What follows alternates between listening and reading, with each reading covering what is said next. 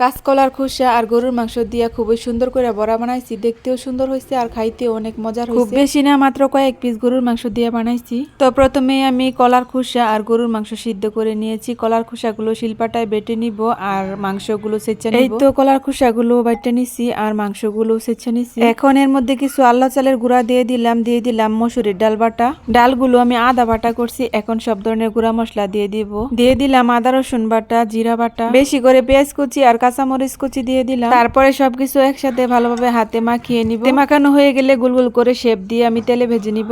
এই তো চুলায় কড়াই বসিয়ে দিলাম। এখন তেল দিয়ে তেলটা গরম হলে আমি আস্তে আস্তে বড়াগুলো ভেজে নিব। এইভাবে কলার খোসা দিয়ে বড়া বানাইলে খাইতে অনেক মজার লাগে। মাংস ছাড়াও কিন্তু বড়া বানিয়ে খাওয়া যায়, তবে আমার ঘরে মাংস ছিল, তার জন্য আমি অল্প একটু মাংস দিয়ে দিই। কলার খোসা কখনোই ফেলে দেই না, এইভাবে বড়া বানাই আর নয়তো ভর্তা বানিয়ে খাই। এই তো হয়ে গেছে কলার খোসা আর গরুর মাংস দিয়ে খুবই মজার বড়া। ভালো লেগে থাকলে অবশ্যই এইভাবে বানিয়ে খেয়ে দেখতে পারেন। ভিডিওটি ভালো লাগলে লাইক, কমেন্ট, শেয়ার দিয়ে পাশে থাকবেন। ধন্যবাদ সবাইকে।